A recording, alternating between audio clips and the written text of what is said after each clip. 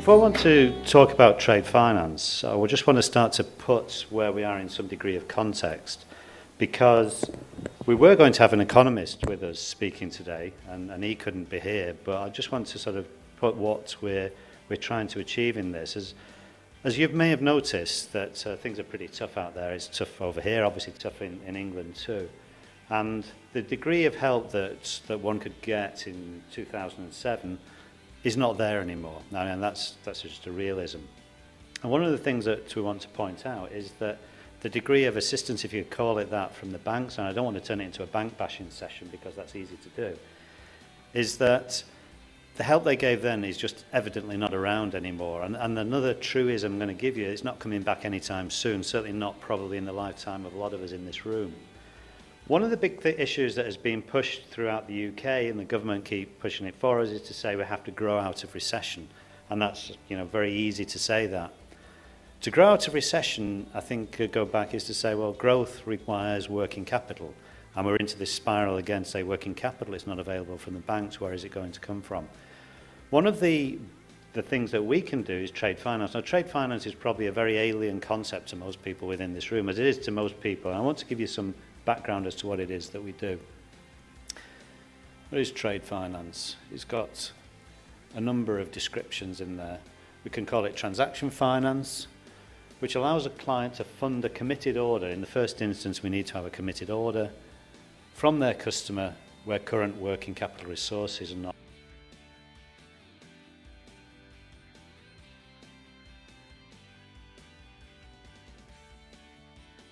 It's not factoring, that's what Judith does.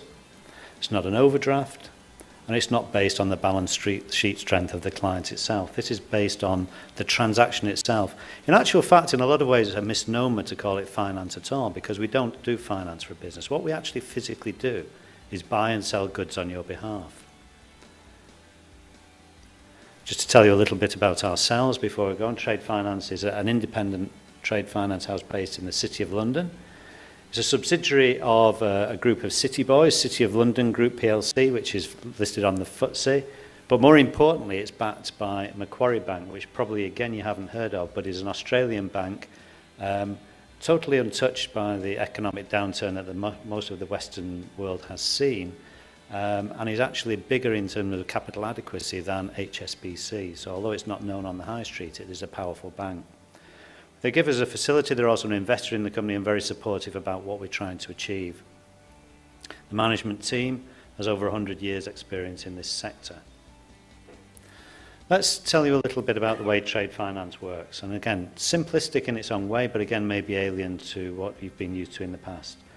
First point is a committed order from a supplier. And the size of this order, where the customer is actually based, is irrelevant. What we need is just a committed purchase order.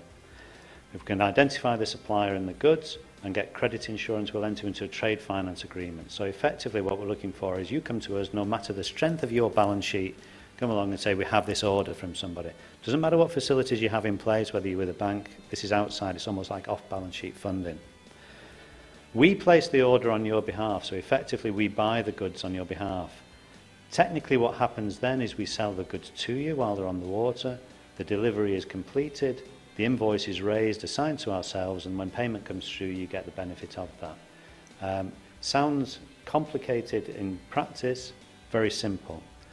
Just to give you a few ideas of some of the key features, it must be a closed transaction. By that, what we don't do is we don't fund for stock, we don't fund on a speculative basis, we don't fund into retail. It has to be a closed transaction where you get an order from somebody who is going to take that when it's delivered. The end customer, going back onto what Nigel was saying before, must be credit insured, or alternatively, we're doing it outside the EEC, we can accept a bank guarantee or a letter of credit. Doesn't matter where the end country is, it can be exported. I think Iran and North Korea might give us a few problems, but apart from that, there's most countries in the world. We even deal with Russia. Generally, these work on a 60 or 90-day cycle, and the usual transaction is between about 200,000 and 3 million. Trading margin we would expect to see in excess of about 25%. So again, simplistically, that's if there's a transaction within those parameters, we should be able to do it. We can do capital goods, food-related commodities, Any consumer electronics we do a lot of, steel we do a lot of. Just give you a few ideas of case studies, because again I think it's helpful to put it into some form of context. Number one was a barbecue importer who we entered into an agreement with at probably the beginning of last summer. Now, most people will remember last summer wasn't a great year for barbecues, but that wasn't really the point. What this guy had done, he'd built up his business over a period of time, had a great product which he had made for him in China. It was all branded, it was his design, and he had relationships which a lot of people would die for. His two main customers were Marks and Spencer's and John Lewis, who loved the product and decided to increase their orders.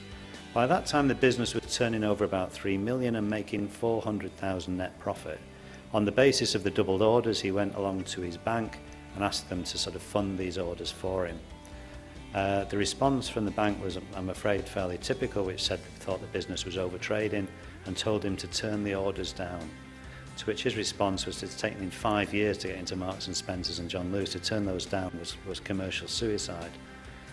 From our perspective, if you go back to the parameters that are needed, there was firm orders from these people, they were committed, there was good margin in place, and apart from the fact that obviously, yeah, it was a crap summer and they weren't going to be sold, that was Marks and Spencer's and John Lewis's issue, not his. So we entered into an agreement with him. Obviously the orders were fulfilled, the product was delivered and everything was paid. So again, he sort of grew the business. But what was interesting about this guy was that at the end of the season, as you might imagine from barbecues, as with a lot of products we do, are incredibly seasonal. I was speaking to him at the end of last summer and he was saying, well, it was great, you know, he had a great season, he was done. But one of the things, this guy's South African by the way, one of the things that he'd like to do was to actually sell into the Southern Hemisphere, because if he could do that, then he would be able to sell in the Northern Hemisphere during our summer, Southern Hemisphere during ours. Our response was, well, why not? Because if you go back to the parameters that we need, firm purchase order, it doesn't matter have to come into the UK or Europe or wherever it happens to be, it can go to Australia, South Africa, where he was from. What he's grown this season, he's in with John Lewis, Marks and Spencer's again, he's going to extend the range. At the end of this season, he's going to be selling to Walmart Australia, Walmart South Africa. His business is going to go from 3 million to about 11.5 million in the space of 2 years. He operates from an office about half the size of this, an 11.5 million turnover business, because all he does is design and have it made in China. So again, that's the sort of thing that can be done with trade finance. Another interesting one that we've done this year was for the finance of chia seeds. Now, I don't know if anybody has ever come across chia seeds and know what they are. Anybody ever heard of them or know what they are? This is the new wonder food, which is, if you look it up on the website when you're away from here, they can't get enough of these things in America. These things, they're high in antioxidants, they're very good for vegetarians because you get the omega-3 that they can't get from anywhere else. Great for athletes, runners, things like that. One of our clients who is based in the UK had a lot of supply chain tied up where producers, where these things come from Argentina, where he could procure this product. Initially, our meeting was to bring the product into the UK for Holland and Barrett. What he told me was that if he could get this stuff into America, bear in mind he's making about 80% margin on this stuff, as much as he could buy, he would be able to supply. Again, from our perspective, this is going into high-end retailers in the States. Not a problem for us to supply that. Again, so from our perspective, yes, he's supplying Holland and Barrett UK, that's very interesting, but I think that was only small fry. He's now doing about 3 million a month of these seeds into America and making a lot of money out of them. Thirdly and last case study is a steel stockholder based here in Northern Ireland. Again, he brings in steel from various places, usually buys through an agent, and again, this is an interesting use of trade finance as a product. He was restricted by his suppliers by the ability of them to get credit insurance on him. Now, the reality of it is he had orders on the other side. His credit insurance didn't allow him to buy, and what he had to do then was go to brokers to buy on his behalf, which obviously increased or decreased his margin. With our facility in place where we were buying steel on his behalf, he could then bypass the brokers, go straight to the mills, which were based in Turkey and Spain, places like that, buy the steel from there, make better margin on that, and fulfill the order. So again, he had the double effect of not only being able to increase his turnover, but also to get better margin because he was bypassing from there. So he's using the product in a way which enabled him to make more profit.